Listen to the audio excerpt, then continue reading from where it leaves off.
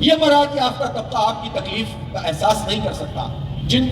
جو لوگ ان کو لے کر آتے ہیں اسٹیبلشمنٹ، جن کو اپنی مرضی سے مسلط کرتے ہیں ہمارے سروں پر، وہ بھی پاکستان کے عوام کو کیا محسوس کر سکتے ہیں؟ ان کی بجلی فری، ان کا پیٹرول فری، ان کی گاڑیاں فری، اور پھر ان کو مزید یہ بھی لگ گیا ہے کہ انہیں دنیا کے سارے کاروبار کرنے ہیں، سوائے ملک اور قوم کے دفاع کے سارا کام کرنا ہے. جب ادارے اپنا کام کرنا چھوڑ دیں، اپنی آئینی حدود سے تجاوز کرنے لگے اور لوگوں کو ہمارے سروں پر مسلط کرنے لگے، تو کیسے امن قائم ہوگا؟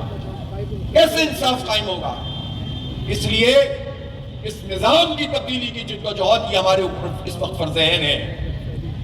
چند 25 کروڑ لوگوں کو یرغمال بنایا ہوا ہے، اور یہ چند لوگ پاکستان سے ان کا کیا تعلق ہے؟ آپ ذرا جائزہ تو لیجئے. ایک لسٹ بنائیے پاکستان میں ٹاپ بیوروکریٹس کی، فوجی جرنیلوں کی اور میجر جنرلوں کی اور لیفٹیننٹ جنرلوں کی اور بریگیڈیئرز کی.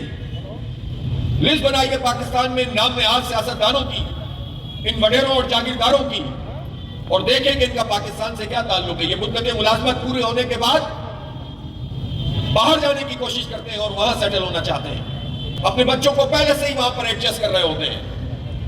یہ مشکل وقت جب پاکستان میں آتا ہے تو یہ پاکستان کے مشکل وقت میں ساتھ نہیں کھڑے ہوتے. اکثریت کا یہی حال ہے، اور پھر یہ لوگ ہماری تقدیر کے فیصلے کریں، کیسے نظام چل سکتا ہے؟ اس لیے اس نظام کو جب تک بدلنے کی جدوجہد نہیں کی، افراد کی مسئلہ نہیں ہے، پارٹی کا ایشو نہیں ہے.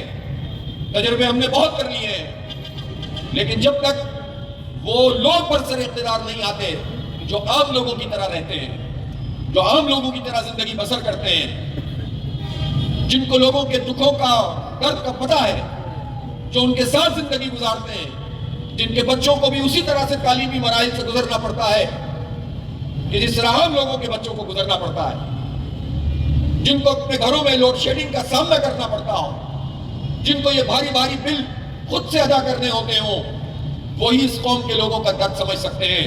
یہ بورژوا طبقہ جو ہم پر مسلط ہے، یہ آپ کے دکھوں کا مداوع نہیں کر سکتا. اس لیے ہم یہ سمجھتے ہیں کہ اس بڑی تحریک کا آپ حصہ بنیں. ہم اتنی بڑی تعداد میں الحمدللہ یہاں موجود ہیں، اور جگہ جگہ اس طرح کے پروگرام اس وقت جاری ہیں. ہم نے بھی اس بات کا فیصلہ کیا ہے کہ رمضان المبارک کے بعد ایک بہت بڑی تحریک پورے پاکستان میں شروع کریں گے، اور یہ جتنے ظلم کی شکلیں موجود ہیں، بجلی کی قیمتوں میں جس طرح انہوں نے اضافہ کر کے رکھا ہوا ہے، انہوں نے ہم سے کہا کہ آئی پی پی سے ہمارے معاہدے ہیں، ہم ان معاہدوں کے خلاف نہیں جا سکتے.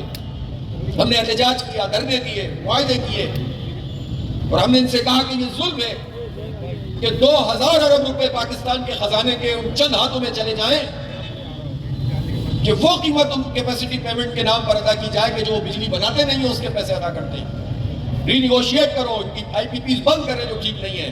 یہ کہتے تھے ہم بات ہی نہیں کر سکتے، لیکن جب عوامی دباؤ پڑا، جب احتجاج ہوا، دھرنے ہوئے، ہڑتال ہوئی، تو پھر انہوں نے بات بھی کی ہے، ری نیگوشیٹ بھی کیا ہے. لیکن اس ری نیگوشیٹ کرنے کا ہمیں کیا فائدہ جب بجلی کے بلوں میں کمی نہیں کرتے؟ ابھی تو سردیاں تھیں، اگلے مہینے سے آپ دیکھیں گے کہ بل نہیں آئے گا، کہ بل بلانا شروع کر دیں گے آپ.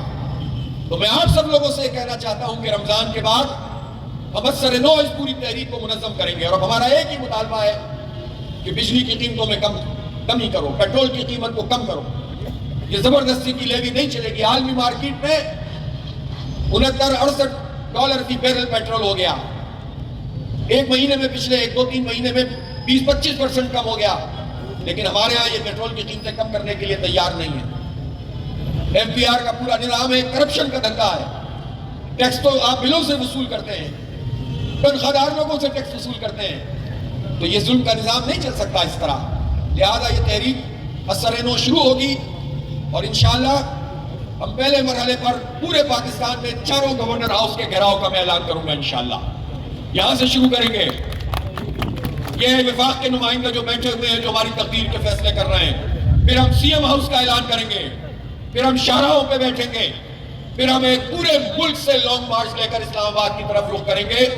مزدوروں اور کسانوں کو یہ پیغام دیں گے، غریبوں کو اور محکوموں کو اور محروموں کو انشاءاللہ ایک آواز دیں گے، اور اس مافیا کے خلاف منظم کریں گے جو ہمیں تقسیم کرتا ہے، جو ہمیں حقوق سے محروم کرتا ہے. یہ مافیا یہ اوپر بیٹھ کر ہماری تقدیر کے فیصلے کرتے ہیں.